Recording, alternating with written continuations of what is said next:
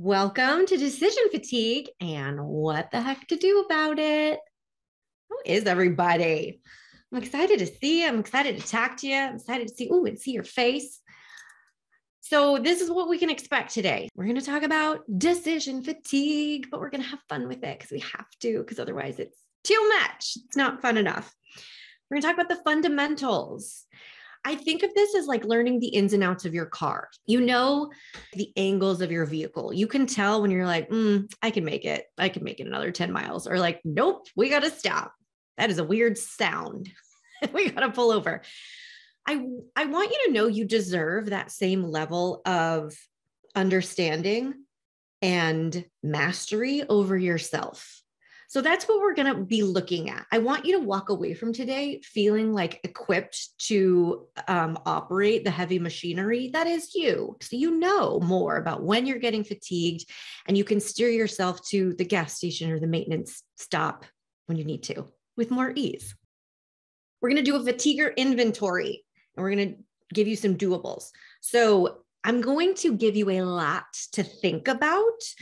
And we were going to do that with the caveat that this is a no overwhelm zone. So I'm going to keep encouraging you to hone in on one thing. If you just take one thing away from this to pay attention to and one doable, which is my phrase for an action item, because action item is too corporate-y and stuffy. But if you have a doable that you walk away with, and that's what you pay attention to this week, it will make such a difference. It will help you get out of the all or nothing thinking of I'm decision fatigued. I have to change my entire lifestyle to I have one problem that I'm going to solve with one solution. And I'm going to just let myself let go of everything else and do that. And that is how you create marginal gains and lasting habit change. Okay. And then we're going to have time for open coaching. So this is where I want you to pay attention to any excuses or obstacles or challenges that come up in your mind. And I say excuses with love, like we're thinking of excuses all day long not to do stuff. So we're not mad about that. But as we talk through what's the challenge you want to focus on and what's the solution you want to walk away with, your brain might come up with things that make it feel hard. I can't do that because of my special circumstances. That's what coaching can be especially helpful for. So we can either pick a different solution because it is actually impossible, or we can coach through any resistance you have. Okay. For my new friends, just so you know, where I'm coming from, who I am, I'm Kirsten. I'm a decision coach. So I live and breathe decision ease. My whole job is to make your life easier. Hello, welcome to my corner of the world. But that is what I do. This is what I help people with all day long, is looking for what feels hard, what feels impossible, what feels disorganized, what feels unclear, and how can we make it easier? How can we pinpoint the most valuable problem to solve or the easiest seeming solution for you? And we're going to get you in clearer and clearer communication with yourself so that there's less noise in your head and you feel more in charge of every day. Because that's what we want. We want you feeling like you're steering your ship and you actually get to enjoy your journey, right? And just so you know, that I have been doing a series of decision fatigue episodes on my podcast. So if you want more, I just want you to know these are available. They're super juicy. And as a sneak preview, because I know a lot of you are dealing with food decision fatigue. So was I. So was literally everyone in my coaching program. And we did specific coaching on this. I just want you to know, you're not alone. You're not alone in whatever you're experiencing. And we coached on this specifically. And it was amazing to see what one person working on this and focusing on this and letting everything else kind of take a back seat. One person opened up such freedom, such ease, and just eliminating some decision fatigue about dinner. And it was like a domino effect. Everybody ended up doing it in some form or fashion. So you're not alone. And it does take up a significant amount of brain space that we just don't need to be wasting on that. Long story short, you get a sneak preview. That's what we're going to talk about next week on the podcast. So we want this to be your new norm. I want you to imagine this real life day in your life, with your job, with your kids, with your challenges that you're facing right now. I want you to imagine a real life day where you have breathing room, where you feel present, where you feel like you did enough, like you had a handle on things. And I want you to imagine a real life day where you get to use your best brain power where it counts. Because that's also what decision fatigue is getting in the way of. It's getting in the way of you feeling like you have room in your head, room in your day, and room to actually think about the stuff that matters, because we don't have our brain power left for that. We're making a bunch of decisions that we maybe don't love. I just want to know, what does your decision fatigue feel like? Like how do you know it's showing up in your life? When you get to a decision fatigued place, what happens? Uber Eats decision making is legendarily slow. Yeah, like samesies. I am a person who I can tell when my brain is maxed out because options feel painful, like physically painful to me. If so, you can say, like, give me a thumbs up if that's you. But I want you to think about, like, when you get decision fatigued, how do you know? For a lot of people, it's showing up like pressure. Like decisions are stacked on top of each other, one after another. And all of a sudden, you are thinking of one thing to several things to 10 years down the line. And there is so much pressure. The stakes are so high on whatever decision comes across your desk next. It doesn't matter if it's a lunch order. It's like, oh, this is connected to all those other decisions and I can't get it wrong. I don't know what to do. Pressure. The overwhelming thought that blaring in my head, oh, hey, Jessica. The overwhelming thought blaring in my head is, I don't know what to do. Yeah, it's that deer in headlights style of like, what is humaning? The inability to focus on one task because I'm still worried about the rest of the to-dos. Yeah, 1000%. That's when it's like there are no blinders and one thing is connected to all things, right? Or you just can't even focus on one thing because it feels almost dangerous. If I'm trying to keep everything in my view, and if I lose focus on these other things, like I'll forget about them, they'll fall through the cracks. Oh, so much. So it's showing up as pressure for a lot of people. We just want to name that. I want you, as we go through this, like, pay attention to, okay, what am I experiencing? It's an overwhelming and just turns into a what's next and what takes priority. Yeah. And a lot of that overwhelm too can be from this kind of like relentless pace we hold ourselves to.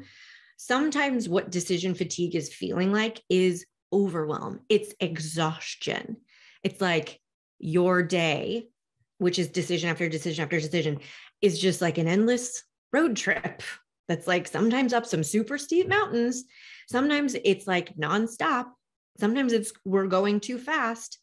I think I did one of my TikToks was about this, like internal urgency, the pace that we hold ourselves to, the pace that we demand we make decisions at, how many decisions we throw at ourselves, or sometimes other people throw at us, right? Sometimes it's like a mixed bag of like, what are you putting on your own plate and what is like showing up on your plate that you didn't ask for? But sometimes that's what the fatigue feels like and where it's coming from. It's that overwhelm, that exhaustion. And sometimes the challenge factor is how we feel it. The challenge factor of like, how hard does every decision feel when you get to that fatigue point? If you feel like you're mountain climbing upside down in a thunderstorm, and it's like what you're dealing with in front of you is, do I take the 4 o'clock flight or the 6 o'clock flight? Right? Like that is a moment that we want to increase our awareness of.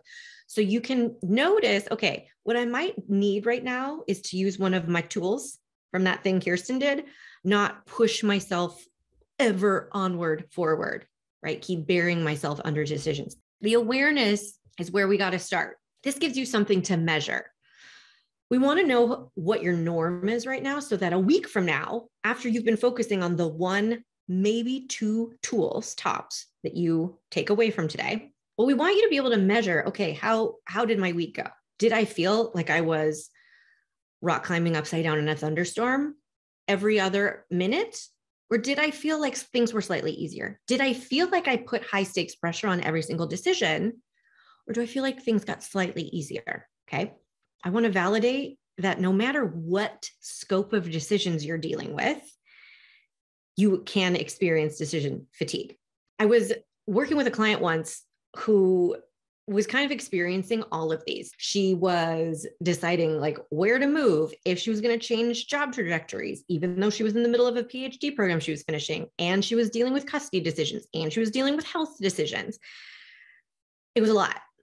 It was easy to feel like a lot. And it was easy for her to feel like there's like no choice but to feel awful and terrible until all of this is solved, until all of these circumstances are taken care of. The great thing about this awareness is once you start paying more attention to it, you stop it from just being the way things are.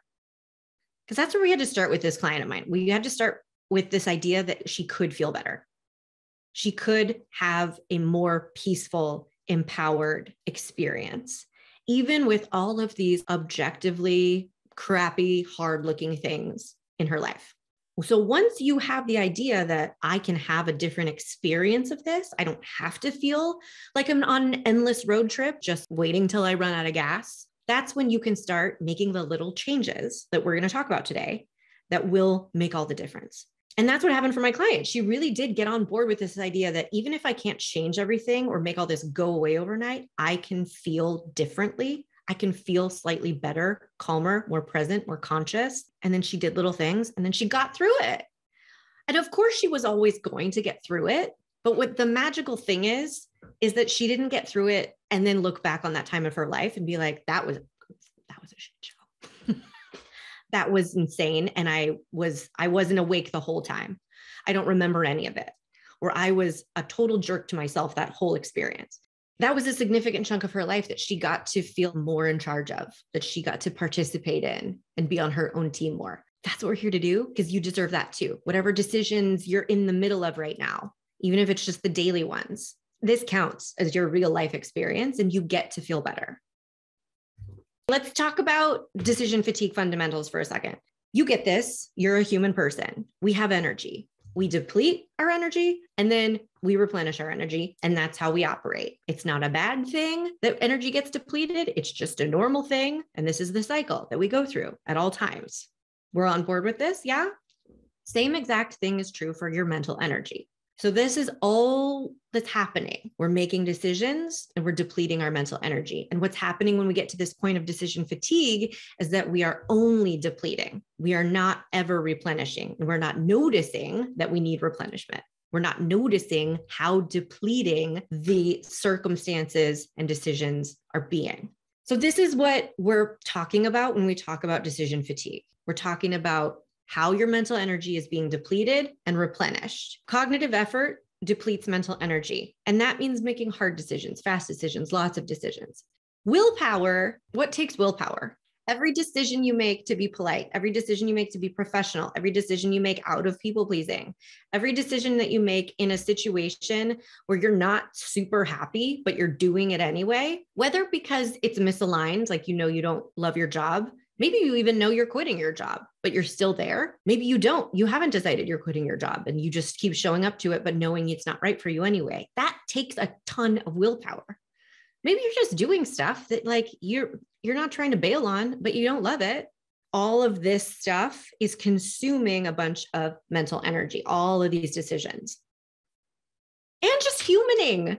Humaning takes energy. Sleep quality or lack of sleep quality, sleep quantity, hydration, fuel, all of these things affect how much mental energy you have to approach this next decision. I was working with another client. She's like a successful professional woman, husband, 2 kids. She's like got decisions to make all day long. But here's the thing. She was so used to being a high achiever, being successful, just getting everything done because that's what was always demanded of her. And that's what she was always able to do.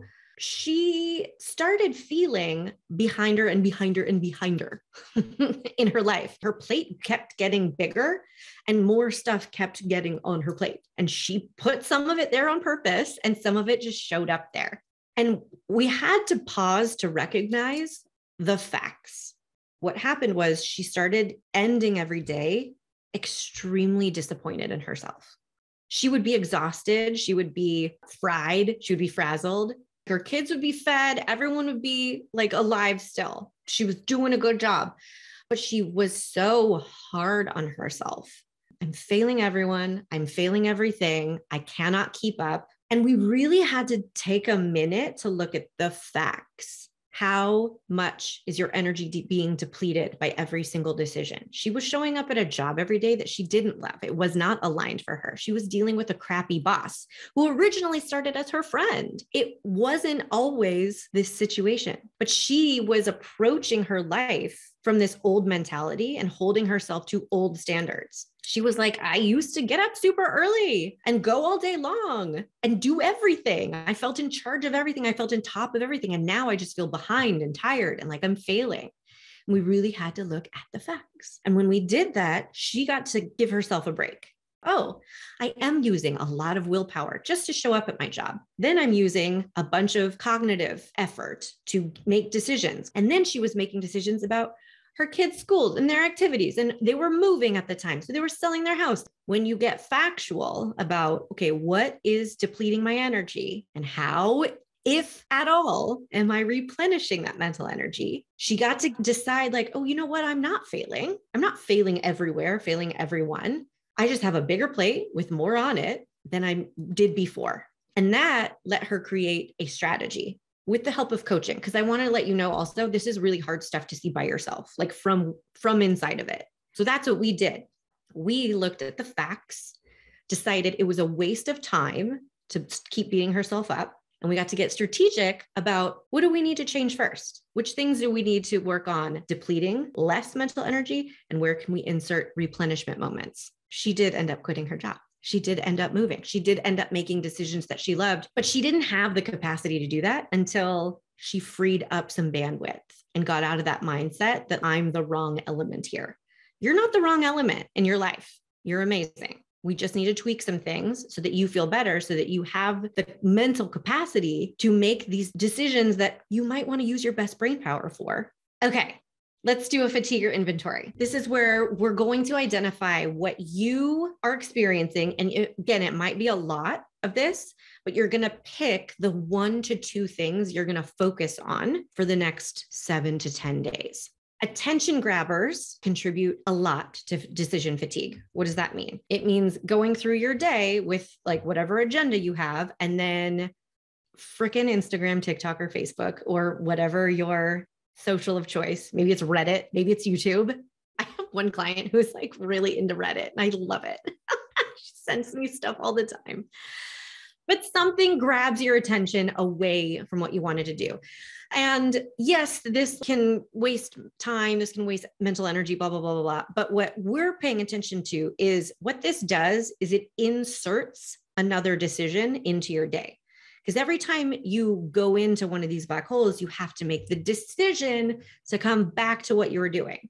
And it's not just the traditional attention grabbers that do this. Things like self-doubt and second-guessing decisions are huge attention grabbers. Why?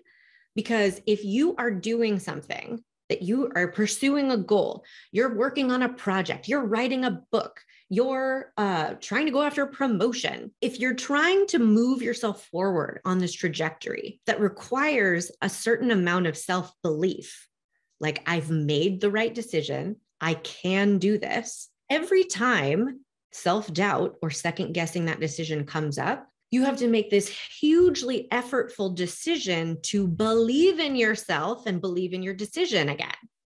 And then what happens? We get diverted again by perfectionism, right? We're trying to go along through our day. And then, nope, we get sucked into the black hole of this has to be perfect. This has to be perfect. This is not perfect next. And then we have to make the decision to leave that perfection black hole and just let it be imperfect. We have to make the decision to come back to our original objective. And then other people's agendas pull us away. They grab our attention and they make us think, I shouldn't be doing this. I should be doing what that person wants me to do. I shouldn't be doing this. I should be worried about what that person's going to think. And we have to make the decision. Nope. I want to believe in what I wanted to believe in the first place. I wanted to do what I wanted to do in the first place. And then more notifications come up and grab our attention away. On this straight line, on the top line of your day, you're already making thousands of decisions. We're looking at how many extra decisions you're adding into your day, inserting these decisions that you didn't even know you're making. That's why they're so sneaky. You don't realize that getting caught up in your mind about second guessing a decision or rethinking a decision, or like maybe regretting a decision. Should I regret it? Maybe should I look under other options? Am I sure this is what I want to do? Or other people's agendas. Yes, Adriana, like how many times we get diverted from our original goal, idea, joyful experience by other people's agendas. All of that is grabbing our attention away. And then we have to make the decision again. I'm going to do what I want. I'm going to tend to my agenda. Here's what I want you to do. I want you to choose your doable. Now, remember, we have time for coaching on this at the end. So you can just write down what's standing out to you right now, and I can help you pick if you want. You can eliminate or pause the attention grabbers if that's in your control. If it's like an Instagram situation, no judgment. Decide if you need Instagram this week. If you do, why? Maybe you run your own business and you need to be on social media marketing. That's totally great. Decide how you're going to go about that if you're going to keep it in the mix. But if you know that's a top attention grabber, maybe we just decide for the next 7 to 10 days, you're eliminating it, you're pausing it, or you're doing it in a super boundaried way. Already, you can tell this is only one option, and I'm giving you 9 potential doables today. But this is just one, and you can see how this is like the only thing you could focus on for the next week, and it would make a ton of difference. Okay, you can enact a boundary. This can be particularly helpful if you take one of these questions into your next week. How perfect will it be? If you know perfectionism is diverting your attention over and over and over again, and you're making things too perfect, and you're producing a podcast, and you're creating a new thing on Canva, and you're collaborating with somebody else on something, and then you're also like hosting a dinner party. If that's all coming up for you in the next week, how perfect will it be is a great question for you to keep in your back pocket and ask over and over and over again. Decide in advance how perfect you need anything to be. Because you're allowed to want things to be perfect. You are totally in charge of that. You are an autonomous human. Live your best life. But I would rather you pick the one thing that you want to be perfect this week than default to wasting a ton of energy, needing everything to be perfect, because just that's how it feels, that everything has to be perfect. Decide in advance. This email is going to be imperfect. I'm going to write it stream of consciousness, and I am going to send it without really spell checking it. And that's what's happening.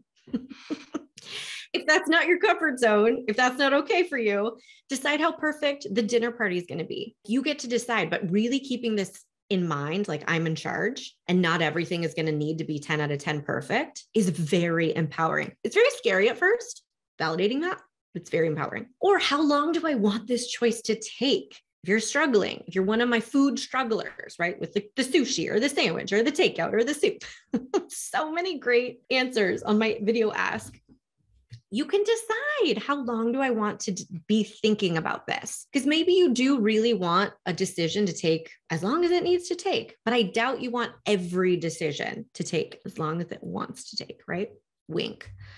Or you can specify goals or priorities. This is the tactic of making a one-time decision, which is completely uncomfortable. But if you know that your attention's getting grabbed by second guessing, by doubting your decisions, by considering other people's agendas, I want you to give yourself some space to make a one-time decision.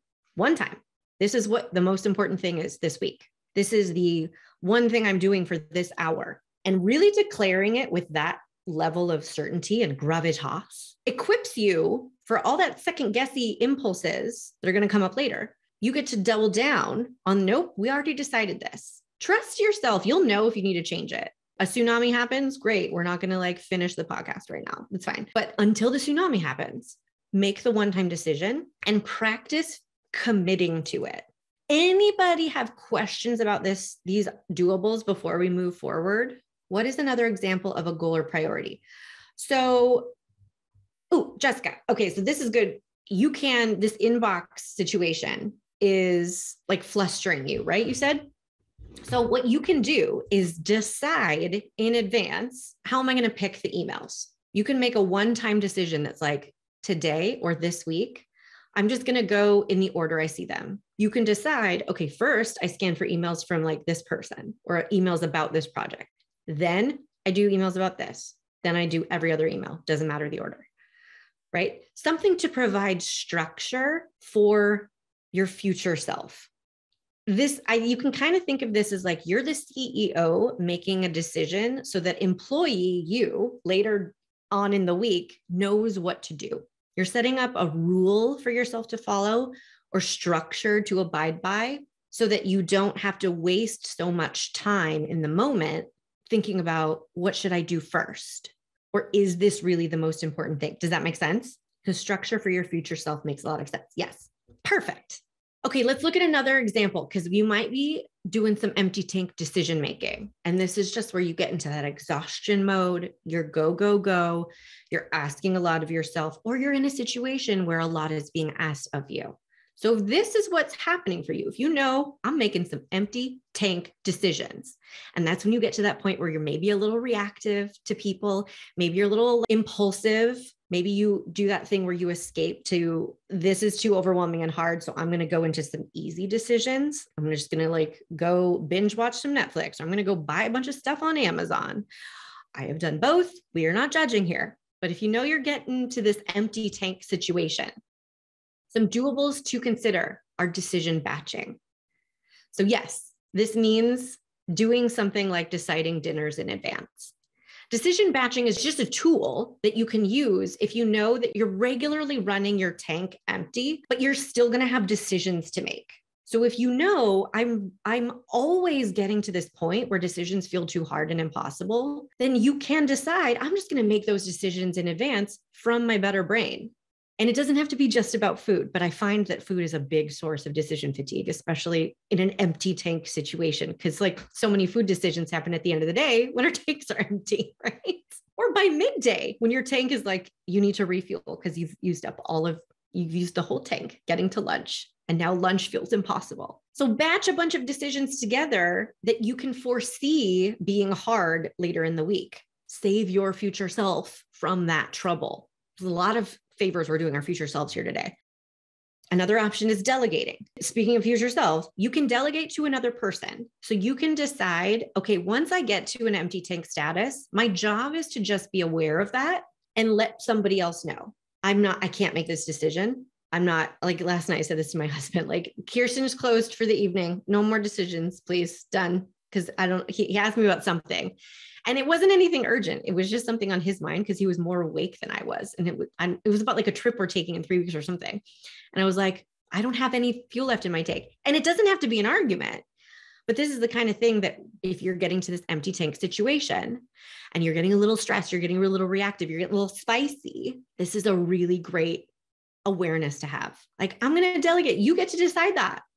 You get to decide that, or future me gets to decide that. I'm not doing this right now. Kirsten is closed for business. Decisions will be addressed tomorrow. Thank you. Right? And more boundaries. Can't get enough boundaries. How will you know to clock out? If you're running yourself regularly to an empty tank, you might just be in the habit of doing that. You might have trained yourself. We keep working until we stop. We keep working until we drop, right? You might have just gotten into this norm where you're used to getting to this empty tank status. And I want to validate, it might feel uncomfortable to stop before that point. Because I know you're all like freaking high achieving, overworker, A+ students, above and beyond people. And it can feel very uncomfortable to be like, I'm walking away now from my desk, even though everything's not done. I'm just gonna, okay, is it okay? Did anything catch on fire yet? Like, it's very uncomfortable.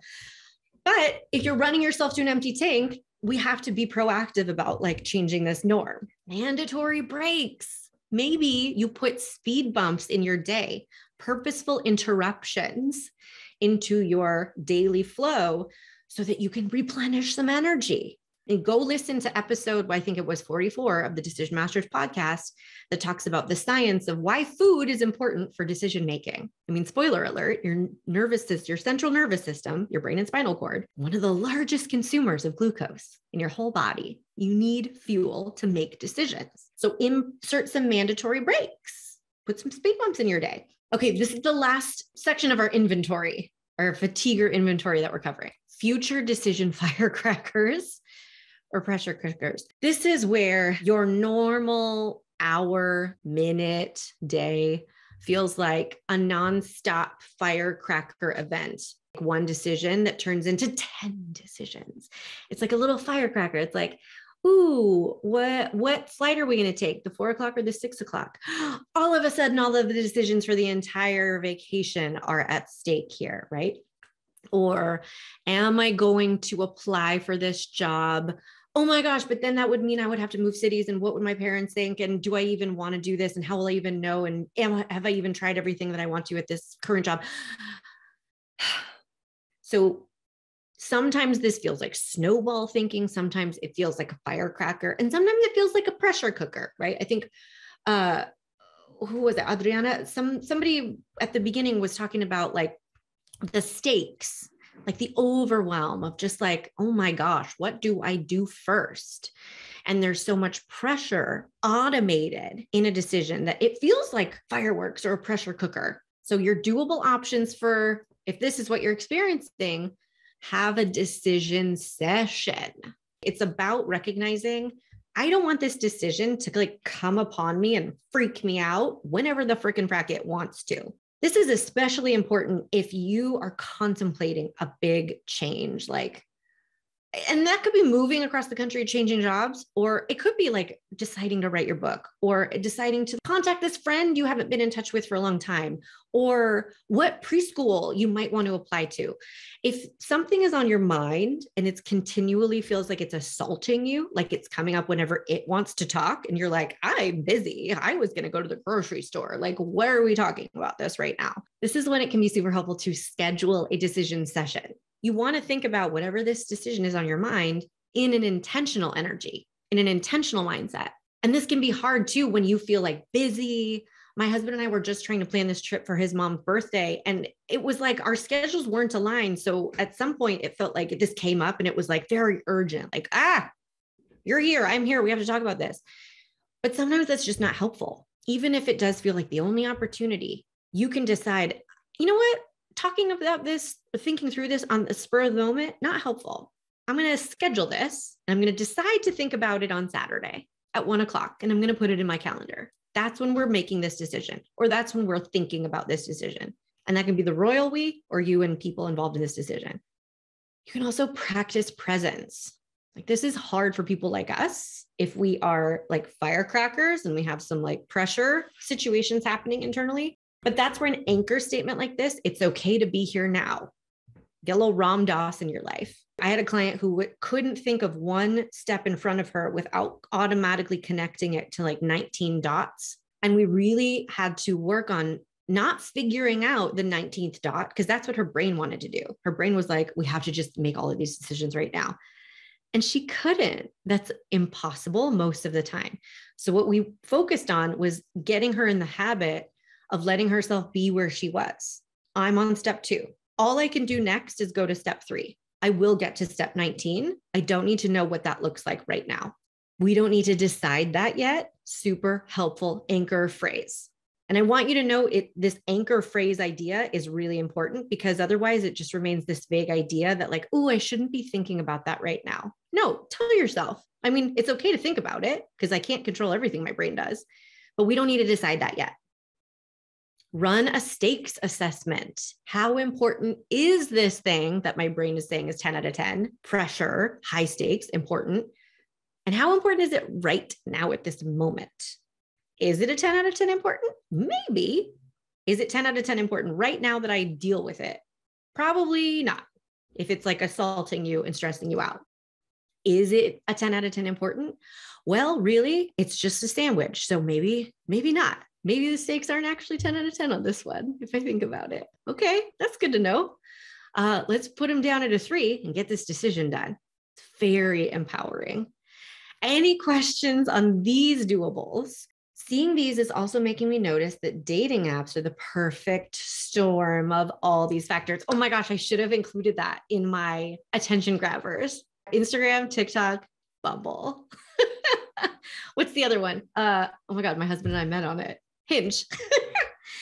Yeah, no wonder they stress me out so much. Yes, Jessica, that's a perfect awareness. And you can just focus on that. Like, you're going to get the replay of this, so you can come back to these doables for the like rest of time, or however long I keep it on the internet. But Just take this one awareness into your next week and go back to the doables for the attention grabbers and pick like, okay, I'm going to enact a boundary around this. I'm going to decide I do this from this time to this time, or I only do this when I've just eaten something. I set a timer for this so I don't get sucked into a black hole, some kind of boundary. Oh my gosh, that's such a good example though. Yes, perfect storm. And that's why we say that's the awareness. The awareness is so important because once you notice, what am I feeling? What's happening right here? Then you can use that to craft the solution that's going to work best for you. And like I said, that's really hard to do without like some external influence pointing your focus at, oh, you know what? Maybe this is like something that's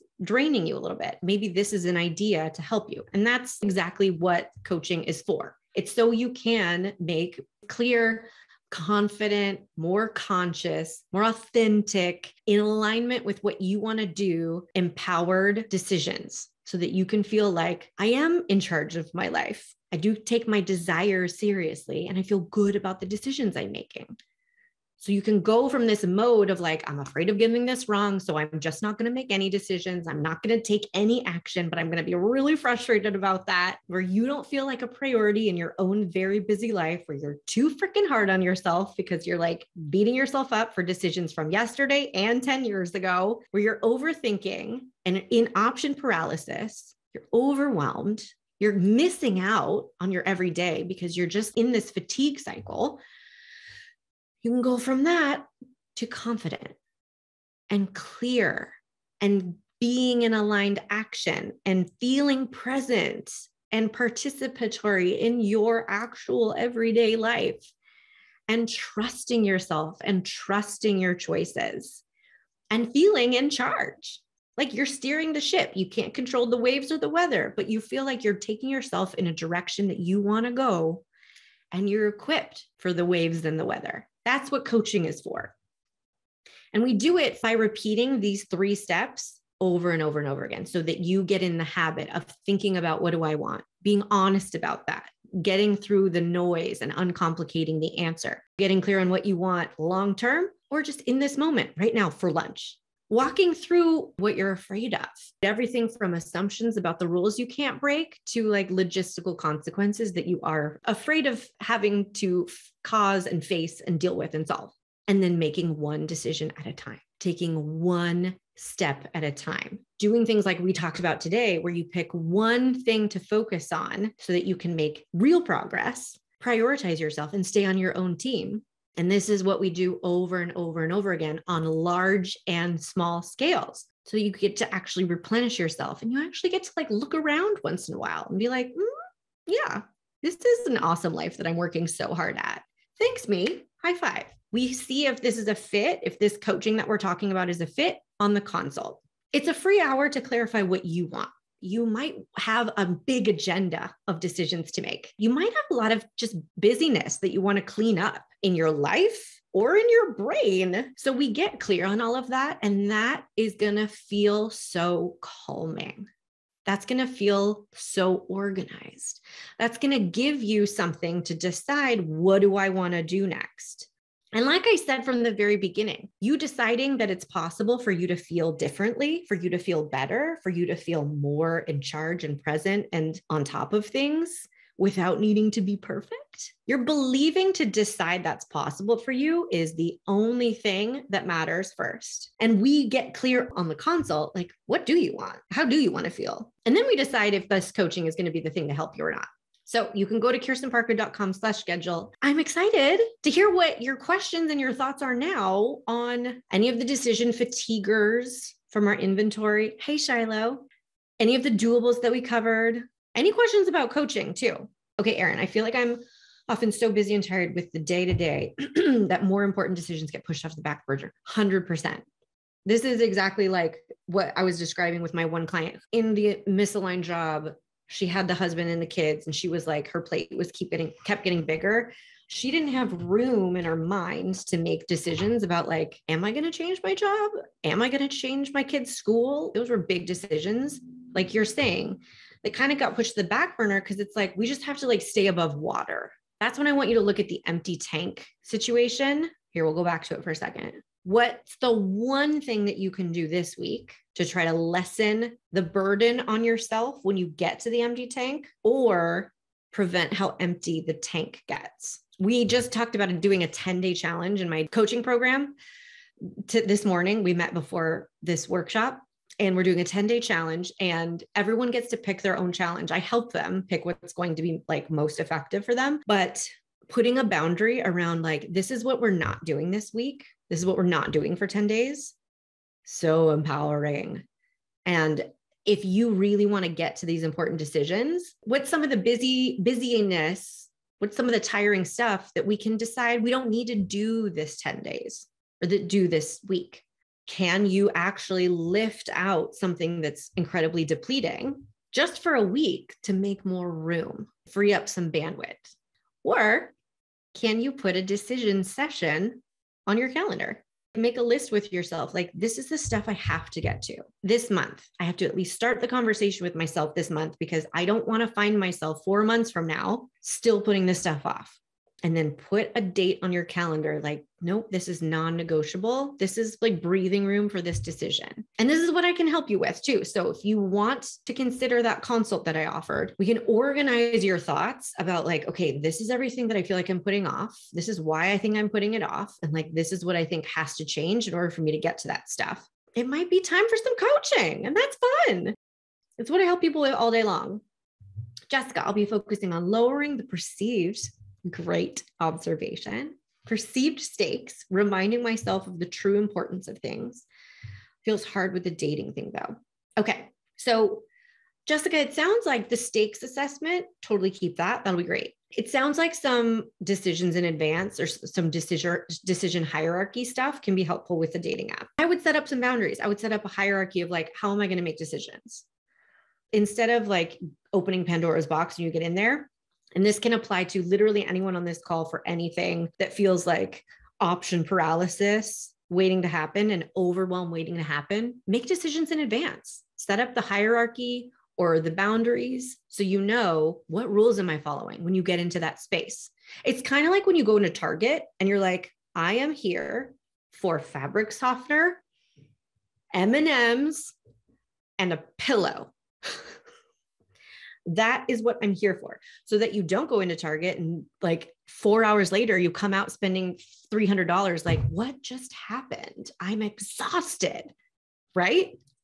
Like, put those blinders on. When you find yourself in this cycle of like, oh my gosh, but I could have this pillow and this pillow and this pillow, or I could like talk to these 50 guys, the loss aversion that's triggered in your brain makes that decision incredibly complicated, because it's like, ooh, now the stakes seem super high of letting this thing go, letting this option go. Now I might miss out. I should probably reconsider. I should probably think really hard about this. So A, give yourself some compassion, because this is just total normal humaning. And B, set up some boundaries, set up some bowling bumpers, some blinders, so that you don't have the Target experience on your dating app. Oh, it's going to make such a difference. I'm so happy you brought that up. Filtering out the noise of other people's opinions and knowing many will tell me I made a bad decision on something doesn't work perfectly, makes it difficult to have clarity and confidence and decide and take action. Let me read that one more time. Filtering out the noise of other people's opinions and knowing many will tell me I made a bad decision about something doesn't work perfectly. It makes it difficult to have clarity and confidence. Yeah. And that's why it's really helpful for you to recognize, okay, the one thing I'm just going to focus on this week is filtering out the noise of other people's opinions. That dang FOPO, fear of people's opinions. I talk about it often. There's a whole workshop in my coaching program on FOPO, because it's a thing. It's a real thing. It's distracting. It's diminishing to our trust in our decisions. It's so much noise. So filtering that noise out, that could be the one thing that you focus on this week. Yeah. You can also keep that idea in mind of being the boss. Like, employee you might think everyone needs to be happy. Everyone needs to like my decision. Everybody needs to approve of my decision. Everybody needs to understand my decision. That might be employee you, like doing her best job, right? Like trying her darndest to just like get an A+ every day. That's fine. So that's where CEO you can really help employee you out. CEO you can like write the rule book. What rules are we interested in following? How important is this person's opinion? It's okay if it feels 10 out of 10 important, because that's the programming. But if your truth is, I know that I don't want to base my life decisions on this person's opinion, then that's what you can focus on for the next week. You can just literally repeat that to yourself, like write it out every morning, put it on a post-it in your bathroom mirror, spend 1 minute every day training your brain that this is the truth. It works. Oh, hi, Erin. Yeah. This is like not that important in the scheme of life, but my washing machine started leaking and it was, do I get a repair person or do I buy a new washer and dryers at that point? And even just doing my own research and then going to like the hardware stores and then just random other shoppers, like seeing me standing there with my dog, like looking at them, just some random lady coming and like, you should do this, you should do that. And like, look at the photos and then tell me this life story. I'm like trying to be polite. And I'm like, I don't like, her scenario is not the same as my scenario. And then the person at the store was nice. And she's like, don't think about what makes sense for your property, or I don't know, but it's like the peanut gallery of like, it was just exhausting. And I just wanted to leave and like go home and look on the internet. Yes. So I didn't have to like talk to anyone. Just, I don't know. I feel the same way when I go to like a Nordstrom and I know they make commission and they're so helpful, but like, this looks good on you. And I'm like, I don't think I'm going to wear these short shorts. Like, I mean, these are like not important life decisions, but it just drains me. So sometimes I'll end up buying the clothing I don't think I'm going to want to feel comfortable in. And then I like go home and like with no one there, look in the mirror, and then I basically go back and return. So I don't know. It's just yes, like minor things. And there's much bigger decisions in my life I'm struggling with, but these little things just like deplete me. And sometimes I do want someone's opinion, but like I don't know. Yeah. Some people's opinions are not really relevant because they don't have the same style as me or the same whatever scenario for their needs or wants or yes. You have permission to like say, yeah, these things that are not big life decisions, it's actually worth my attention just this week, even because it is depleting me, draining my brain power. You can see how it's affecting everything. That CEO you is really helpful. That mindset of I'm actually deciding that this is a problem worth solving. Erin, literally me in front of the freezers at Target for 20 minutes thinking everyone is staring at me. Mm-hmm. Yeah, I think maybe my suggestion for you, Erin, for this week, I know I threw a lot at you, but the shift you're taking on is going from the world in which other people's opinions are very important. What other people think of me and my choices is very important. And you just want to shift that to the norm being what I think matters most. That's it. What I think matters most. And really making it an intention to like open the door and invite people's opinions in when you choose on your terms. And other people might try to shout through the window and be like, hey, I have ideas about what pants you should buy. But there will be this mental internal boundary of like, nope, I know my truth. I know the rules of the world, Erin's world. And those, like, that's the world I live in. Those are the rules I follow. What I think matters most. I think that's what you should do for the week. Thanks. It's so hard to filter. Especially when a decision I make, if it doesn't end up perfect. Like sometimes when I get told I made a bad decision and then I guess I texted that earlier. It makes me not want to do anything, but not doing anything is kind of a decision too, right? Yeah. Keeps you in place. Yeah. And that's a conversation you can get used to having with yourself, like validating the vulnerability that you feel when you're told you made a bad decision. And then deciding consciously, what do I want to think about this? And then moving forward. Like you just can't always know every variable. Like, like I think this is going to be a good place to move. I didn't realize like this neighbor ends up being a total nightmare. Like how can you know everything? Yeah. Yeah. I work with people on that all day long. And I say that to validate that it's a way of being that you have to consciously change. And it's a way of thinking about decisions that we're just not trained to, because we are like trained to be like A+ people pleasers, especially women, especially high achieving women. So it's a process to change what am I expecting of myself? What data do I think I need to have before making this decision? And how am I going to treat myself depending on how things end up? It's totally doable, but it's like a process. It's a layered process to change. It's your decision-making process, right? Jessica, hi. Hi. I just wanted to come off mute to say to Erin also,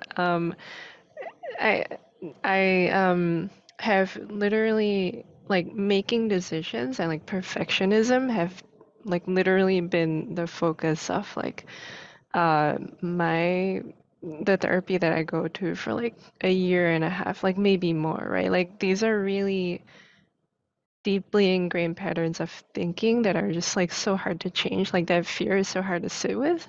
So I don't know. I just wanted to say like be gentle with yourself about it because I feel like I recognize a lot of the self-criticism that I was giving myself at the beginning and a lot of what you're saying. That was it. Thank you for sharing that. Yeah, that's why one of the non-negotiable steps in the process that I teach is incorporating that be on your own team. We learn like the skills of self-compassion because it is a skill that like I wasn't taught. And we have these ways of thinking, treating ourselves that have worked to some extent in the past because we get results. We might think that we're not doing the best job on the planet, but like we have success. We have people who think we're doing a good job, whatever. So that's why the process that I coach people through is like, as they change their decision-making standards and habits and norms, they build that intentional self-trust. They build that healthy relationship with their current selves, their future self, their past self. And that decreases a lot of the noise because so much is coming from fear, right? If you don't pick the right thing and you don't get the pants and this person gets mad at you and then this other person like said, oh, you didn't buy the washer machine, blah, blah, blah. And understanding like, what am I really afraid of? And really speaking directly to that cuts out so much freaking time, energy wasting. Totally possible. But one thing first, so like one thing at a time, one thing this week, just get a Post-it every day. My opinion is what matters most. Try it. So great seeing you guys. Thanks for calling in from work, Jessica. Bye.